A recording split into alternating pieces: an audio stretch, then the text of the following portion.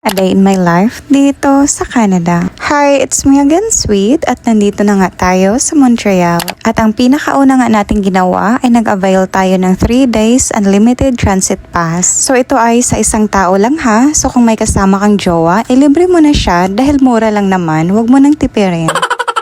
Mali nga yung timing sa ating bakasyon ngayon dahil sunod-sunod ang ulan. Pero sa buhay, kailangan natin hanapin yung rason para maging masaya kahit sobrang gloomy na. Palagi mong tandaan na kahit saan, kahit sino, lahat tayo ay may kaniya-kaniyang pinagdadaanan. Pero lahat tayo ay merong iba't ibang paraan kung paano i-handle ito. Dahil nakadepende yan sa kung anong klaseng mindset meron tayo.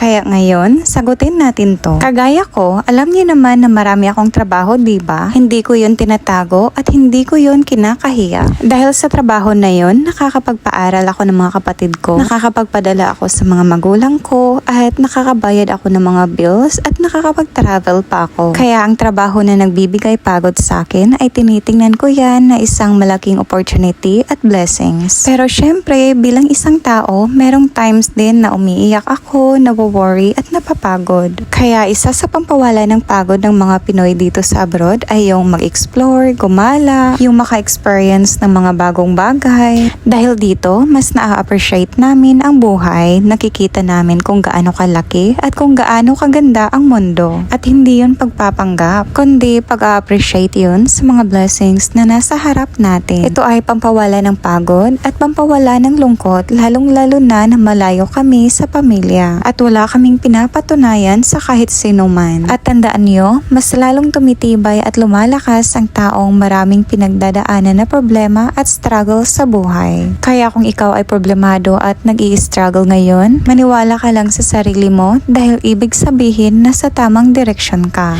Basta isipin mo lang na ang struggle at problema na pinagdadaanan mo ngayon ay yun din ang magbibigay ng lakas sa'yo pagdating ng tamang panahon. Pero dapat meron ka ding mga plano na ginagawa ha, hindi yung nakatunganga ka lang at naghihintay na ang blessings ay lumapit sa'yo dahil hindi yan ganyan.